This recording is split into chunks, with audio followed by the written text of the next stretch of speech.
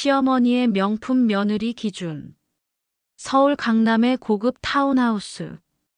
이 집의 안주인 최 여사는 거실 소파에 앉아 와인 글라스를 천천히 돌리며 창밖을 내다보았다. 명문가 출신인 그녀에게 집안의 명예는 생명과도 같았다. 외아들 진수는 대기업 임원이자 집안의 유일한 후계자였다. 최 여사에게 아들의 배우자를 고르는 일은 기업의 CEO를 스카우트하는 것만큼이나 중요했다. 첫 번째 며느리는 명문대 출신 변호사어였다. 이력은 완벽했다. 하지만 그녀가 어느 날 시댁 모임에 작년 시즌 명품 백을 들고 나타난 순간 최 여사의 얼굴이 굳어졌다. 우리 집안의 격에 맞지 않는 패션 센스예요. 최 여사는 사교 모임 자리에서 며느리의 패션을, 저녁 식사 자리에서는 그녀의 라이프 스타일을 비난했다. 어는 결혼 6개월 만에 정신과 상담을 받기 시작했고 결국 정신적 스트레스를 이유로 이혼을 통보했다. 두 번째 며느리 B는 해외 유학파 출신 금융 전문가였다. 최 여사는 이번에는 성공했다고 생각했다. 하지만 손주가 태어나자 상황이 달라졌다. 아이의 국제학교 입시 로드맵은 내가 짤게. 생후 6개월부터 영어 노출 시간을 정확히 관리해야 하거든. 최 여사는 며느리의 일정표를 검사했고 육아 방식을 일일이 지시했다. B는 6개월을 버티다 조용히 짐을 쌌다. 소문은 삽시간에 퍼졌다. SNS와 고급 사교계 모임에서 최 여사네의 무서운 시집살이는 화제였다. 집안의 명예는 바닥으로 추락했다. 남편과 아들 진수는 사교 모임에 나갈 때마다 사람들의 동정 섞인 시선을 견뎌야 했다. 진수 씨와 결혼하겠습니다. 촉망받는 스타 건축가 세린의 답변에 주변 사람들은 모두 놀랐다. 그 집 소문 모르세요? 2명이나 도망갔다던데. 알아요. 하지만 전 제 능력을 믿어요. 세린은 당찬 여성이었다. 명문가 집안의 권위보다 자신의 미래에 집중하는 사람. 그녀는 진수가 자신에게 진심이라는 것을 알았고 그것만으로 충분했다. 결혼 후 예상대로 최 여사의 간섭은 시작됐다. 거실에 미술품 배치가 마음에 안 들어. 여기는 인상파를, 저기는 현대 추상화를 걸어야지. 커튼 색깔이 우리 집 톤과 안 맞아. 다시 주문해. 세리는 처음 몇 달은 참았다. 하지만 점점 명확해졌다. 이 시어머니는 완벽한 며느리가 아니라 순종하는 인형을 원한다는 것을. 그녀는 결심했다. 시어머니가 가장 소중히 여기는 것, 바로 사회적 이미지를 건드리기로. 세리나, 다음 달 자선갈라 디너 준비 맡아주렴.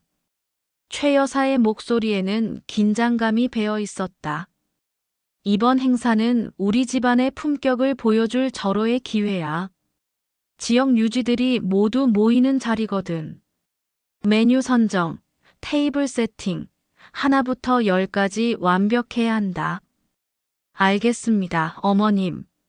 세리는 공손하게 고개를 숙였다. 하지만 그녀의 눈빛은 차가웠다. 한 달 동안 세리는 열심히 준비하는 척했다. 최 여사는 며느리가 자신의 지시를 열심히 따르는 것을 보며 흡족해했다. 그리고 디너 당일, 갈라 디너장의 문이 열리자 초대받은 귀빈들의 얼굴이 굳어졌다. 최고급 퓨전 한정식 대신 케이터링 업체의 평범한 뷔페 음식이 놓여 있었다. 고가의 은식기 대신 친환경이라는 명목의 플라스틱 식기가 테이블을 가득 채웠다. MZ세대의 톡톡 튀는 감성이라는 테마로 꾸며진 장식은 고급 갈라 디너와는 거리가 멀었다. 이게 대체 뭡니까? 한 귀빈이 황당하다는 표정으로 물었다. 최 여사의 얼굴은 창백해졌다. 그녀는 급히 세린을 불러 화장실로 끌고 갔다. 너 지금 뭐 하자는 거야? 어머님께서 항상 말씀하신 예산 절감과 혁신적인 접근법을 최대한 반영했습니다. 세린의 목소리는 침착했다. 그리고 요즘 MZ세대가 선호하는 친환경 트렌드도 반영했고요. 제 경험이 부족했다면 말씀해 주세요. 다음엔 더 잘하겠습니다. 최 여사는 말문이 막혔다. 며느리의 논리는 완벽했다. 자신이 평소에 강조하던 가치들을 그대로 따른 것이었으니까. 다음 날부터 가십기사와 SNS에는 비난이 쏟아졌다. 명문가의 자선 디너가 동네 잔치 수준. 고급 갈라가 플라스틱 파티로 전락. 최 여사는 며느리를 당장 내쫓고 싶었다. 하지만 그럴 수 없었다. 만약 이번에도 며느리를 내쫓는다면 온 세상이 자신을 꼰대 시어머니로 낙인 찍을 게 뻔했다. 상황이 걷잡을 수 없이 악화되자 평소 조용하던 시아버지가 나섰다. 더 이상은 안 되겠소. 시아버지의 목소리는 단호했다. 당신 때문에 집안 이미지가 바닥이고 진수의 사업까지 위태로워지고 있소. 좀 쉬시오. 쉬다니 무슨 소리예요? 해외에서 좀 쉬면서 마음을 추스리고 있어. 마무리되면 다시 부를 테니. 그것은 사실상 통보였다. 최 여사는 최고급 프라이빗 리조트로 보내졌다. 명분은 휴식이었지만 모든 연락이 차단된 사실상의 격리였다. 최 여사가 떠난 후 세린이 집안의 모든 관리를 맡았다. 그녀는 사교계와 언론을 상대로 능숙하게 대처하며 집안의 부정적 이미지를 차근차근 수습했다. 무엇보다 진수와 시아버지는 더 이상 눈치 볼 일 없이 편안하게 집에서 쉴 수 있게 됐다. 1년이 흘렀다. 사교계에서는 수군거림이 들렸다. 역시 그 집안의 문제는 시어머니의 과도한 통제였어.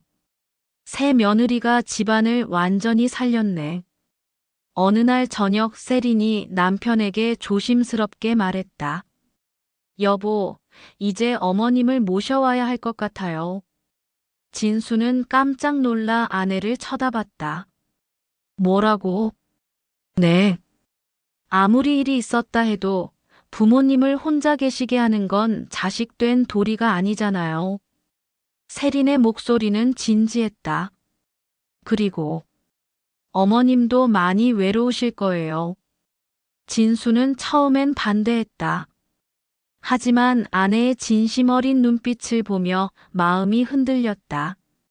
결국 그는 아버지를 설득했고 시아버지도 마지못해 승낙했다. 최 여사가 1년 만에 집으로 돌아왔다. 어머님 오셨어요? 세린이 웃으며 다가왔다. 저녁 식사 시간, 식탁 위에는 정갈하고 깊은 맛의 한정식 코스가 차려져 있었다. 최 여사의 건강 상태와 취향을 완벽하게 반영한 메뉴였다. 최 여사는 된장찌개 한 숟가락을 떠서 입에 넣었다. 익숙하면서도 깊은 맛에 눈을 감았다. 그녀는 천천히 밥상의 모든 음식을 맛보았다. 하나하나가 자신을 위해 정성스럽게 준비된 것임을 느낄 수 있었다. 밥상을 다 비운 후 최 여사는 한참을 침묵했다. 그리고 나지막이 말했다. 고맙다 세린아. 그 한마디에 담긴 진심을 세린은 알아차렸다. 두 여성의 눈이 마주쳤고 그 순간 모든 것이 용서되었다. 최 여사는 완전히 달라졌다. 그녀는 집안의 경영권을 세린에게 완전히 넘겼다. 사교계 모임에서는 며느리의 탁월한 능력을 자랑했다. 간섭하는 대신 조언을 구하는 자세로 바뀌었다. 세린이 중요한 결정을 내릴 때면 자신의 경험을 공유하되 최종 선택은 며느리에게 맡겼다.